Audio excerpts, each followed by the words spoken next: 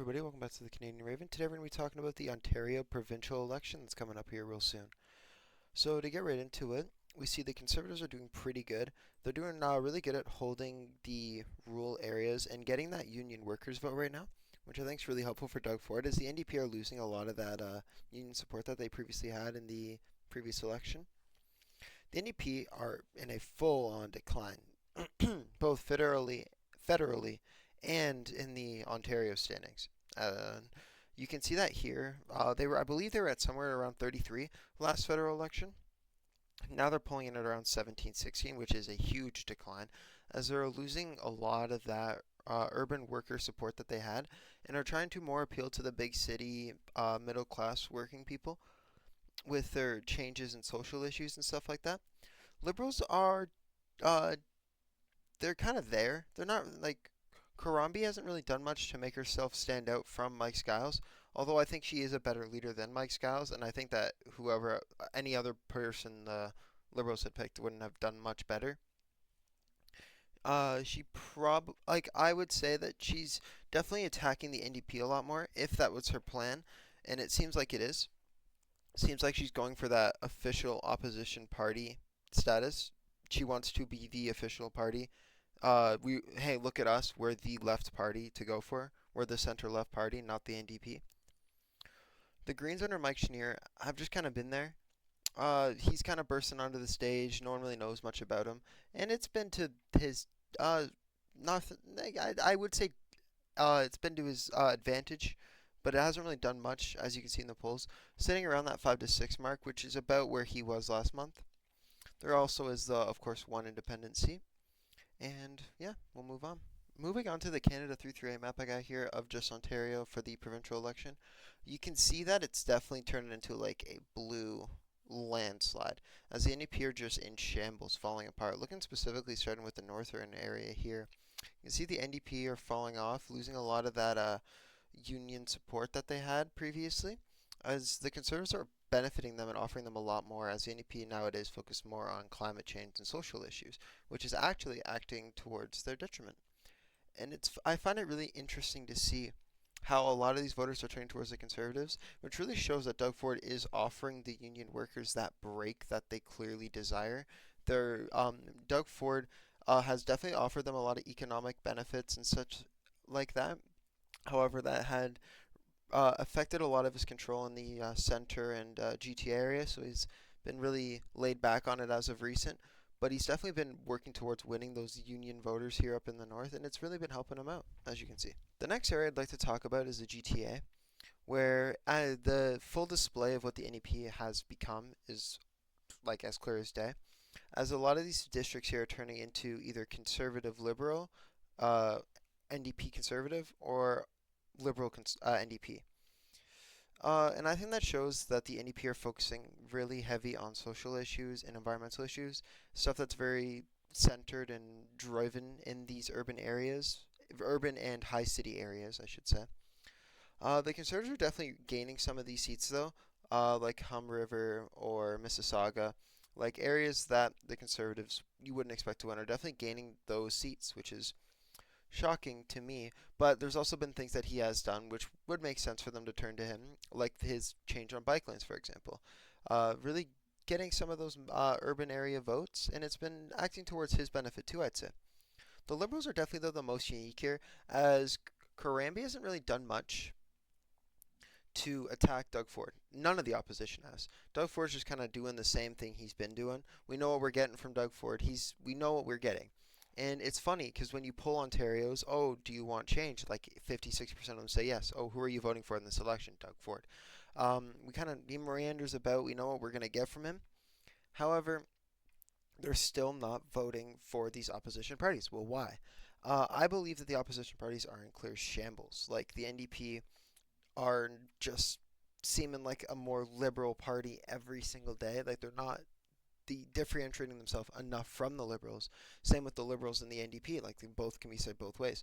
However, this time around, the Liberals seem to be attacking the NDP a little more indirectly, with, for example, Karambi's middle class tax budget that I previously brought up, benefiting her in these regions, as the middle class voters are tending to vote towards her. Another good example here is Kingston. where the middle class is pretty prevalent. You can see that they're turning towards the Liberals, like always, uh, to ease in from those middle class benefits that they have been offering. Although she definitely wouldn't be able to honor those middle tax cuts if elected, she'd blow out her budget by a mile. She's just saying it to get the support from these areas like Ottawa, Kingston, the GTA, Toronto itself, Hamilton area, getting some of that liberal support. Although it's not, she's not really getting anything in areas like Hamilton, Kitchener. She is getting a lot of the support here in Toronto and the GTA, Kingston, Ottawa area. Overall, this map shows that Doug Ford is as strong as ever, and I don't think he'll get much better than this. I think this is around the best we can expect from Doug Ford's party and his performance overall. This is good for the Conservative Party as they will be going up a little bit of seats compared to last time, but there's a reason Doug Ford called this election now. And I think that's a hinder on the tariffs. People are really liking Doug Ford's hard stance on the tariffs, as am I. Doug Ford's taking a really hard stance against the tariffs and definitely helping. It doesn't help. It definitely helps the fact that he met with the, I believe it was Nova Scotian Premier today, actually, about exchanging goods between them at a free rate, and it's definitely been helping him get a lot of that support as well from urban areas, basically province-wide areas. People are really liking Doug Ford's hardline stance on these tariffs that are being threatened upon him. To talk about the Liberal Party, I think you can see from here that Karambi's campaign, if it is to attack Doug Ford, has been really disastrous. But it definitely seems more and more as the day goes on that she's definitely working on attacking the NDP, wanting the next election to be a Liberal versus Conservative race, and don't really want the NDP to be in the fixture. The problem with that is, though, is that's assuming all the NDP voters wouldn't would go to the Liberal Party. Some of them would definitely vote Conservative, and some of them would not vote at all, permanently losing that Ontario provincial voting bloc. However, most, probably like around 60%, would go towards the Liberals, 20% to the Conservatives, and the rest, 20%, probably just wouldn't vote or vote the Greens. So overall, though, the NDP is in tatters. They're not really doing much. Mike Skiles has been a pretty terrible NDP leader. Hasn't differentiated himself much from the Liberals at all. Hasn't said much. Hasn't made much appearances, and overall isn't going to perform well in the debates coming up either. I don't think, as he just doesn't say or do much. That could be both his own fault and as well as marketing. You don't really see much marketing going on here. And for the example, the liberal marketing has been not attacking Doug Ford, but to me, feeling like it's more indirectly targeting the NDP. I'd like to bring your direction here to the polls here.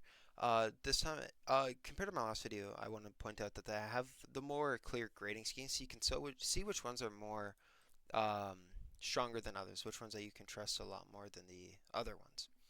But as you can see from January, December, November area, the NDP were going pretty strong with a 25, 22, and then they've slowly declined and declined. And I feel like that's partly to do with Skiles not really differentiating himself much from Karambi and the Liberal incumbents of Karambi.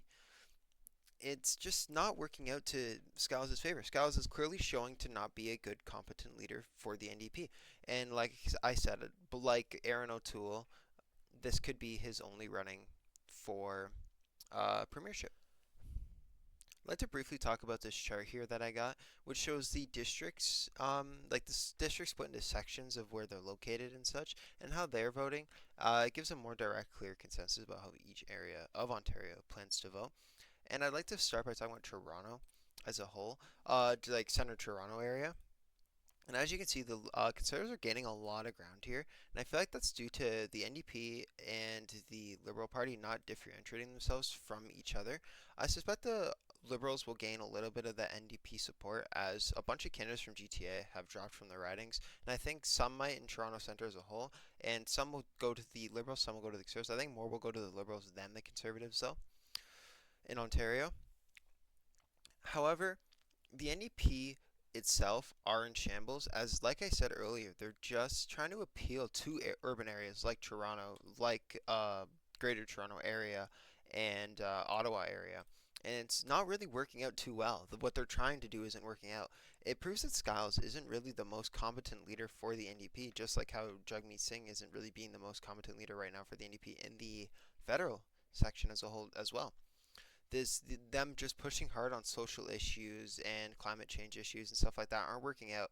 I'd say that they personally should leave that to the Greens to be that party to campaign a lot of those issues and stuff like that. Moving on to Northern Ontario, another area I want to talk about. This area shows the NDP are losing that union vote, which, like I said in my previous video, is definitely hurting them a lot in the long run. The union voters are voting towards the Conservatives because they're the only ones really offering them anything. I feel like the Liberals, both federally and the premier like in Ontario, and honestly, countrywide as a whole, should definitely try and get some of those union workers that the NDP have just previously lost, as they've all turned towards the Conservatives because no other party's offering them really anything. So I don't honestly blame the union workers for going towards the Conservative Party because they're the only ones offering them anything, benefiting them in any sort of way. And it's definitely working out towards the Conservatives and Doug Ford's benefit right now as a whole. Hamilton Niagara is another interesting region. NDP are on a shift decline. I feel like they will probably get around that 1 to 2 seat range here, not the 3 or 4, which is possible. That's again due to them just not separating themselves from the Liberals. Like I keep going back to that point, but it's like what's really affecting them right now. Their marketing has not been good at all. They're just sticking heavy on social issues, climate issues, and haven't said much on the tariffs and all that. That's another reason Doug Ford is able to be so strong right now. Is the threat of Trump's tariffs have been, and Doug Ford coming hard and backhanding those threats really well in Ontario. And it's really working out to his favor, as a lot of people are really liking his response to the tariffs, and it's just benefiting him so much. And you can see that federally too. Liberals have offered a lot of different proposals for the tariffs federally, and it's helped them out a little bit. Not as much as other factors have federally, but it's definitely helped them a little bit. And similar to Doug Ford here, provincially, it's helping Doug Ford a lot, his response to the tariffs that Trump is starting to impose. And similarly to the federal election, the tariffs will be an issue in these coming month and a half for the last remaining bit of this election. And overall, we're seeing a Doug Ford sweep. And I think this is about how good he'll do. I don't think he'll do much better than this, if he does better than this at all. And I think the Liberals, like I said earlier, should just shoot for that 20 seat percentile. Because if they get that, they'll prove that they are the official opposition center-left party, not the NDP. And I feel like whoever is the opposition party between the NDP or the OLP will be the opposition party for a overall, long while. To conclude this video, I would like to briefly sum up everything I've said, all the points I've made. For each party, the Conservatives are doing really well at maintaining that union support, and Doug Ford's responding really well to the tariffs right now, so that's definitely helping him in the long run. And I feel like he's doing good changes with stuff like the bike lanes, for example, to gate that urban support. So overall, Doug Ford's doing a really good job campaigning this time around, and it's really helping him out a lot. NDP are in shambles and tatters. They're switching more heavily on social issues, which is benefiting them in the urban areas and nowhere else, as they've abandoned the union workers who recently and used to support them very heavily. And it's overall coming back to bite Skiles and the NDP overall in the ass. Karambi's doing a pretty good job at attacking the NDP and in the urban areas, as a lot of them are coming down to NDP versus Liberal. Some are coming down to NDP Conservative, NDP, or Liberal Conservative, NDP Conservative. But most of the time it's coming down to NDP versus the Liberals. And overall, I feel like Karambi's attacking the NDP well enough with the middle class tax breaks and stuff like that to get the support in those urban areas that they need. I didn't talk much about the Greens, so I'm going to mention them a lot more briefly here. The Greens overall, with under Mike Schneer, haven't done much. They've done a lot. Mike Schneer's big thing this time around has been just inserting himself, introducing himself, putting himself out there on the big stage, and it's worked a little bit. They still have their 2 seats, and they're probably going to keep the 2 seats that they have. But overall, I feel like this election more for the Greens is going to be about the future, and I feel like that's could be said with the Liberals as well. That this election's more to prepare for the future, not this election itself. This is, like I said, Doug Ford called the election now.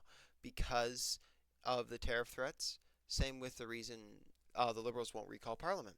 The tariffs are helping the Conservatives here right now with the threat of tariffs. So Ford's response, instant responses to it. People are liking his instant responses to it. So it's helping. The one independent seat, nothing much to say there. It's just somebody who lost their riding with a major party. I believe it was the NDP. They're running as an independent, and they're probably going to win that seat. So that's all for this video. If you guys did enjoy, please be sure to smack that like button. Comment what you want to see next. Comment any suggestions, anything you'd like to see differently. I try to keep these videos as bias free as possible. I read the comments from my last video, and some of them are pretty, like, damn. YouTube automatically removed a few of them because they contained some foul language. So please try and keep your comments friendly. If you have criticism, put it in a sensitive format. I can't control if YouTube removes your comment for being too naughty, naughty, containing foul language. So please try and keep your comments kid friendly. Keep them without swearing because YouTube doesn't like that. I don't care, but YouTube removes them automatically. So yeah, any criticism, leave it in the comments below. I try to fix the criticisms I have. I plan to do a video here shortly about responding to comments from my first video, and I'll do the same with this one. So yeah, I'll see y'all later. Peace.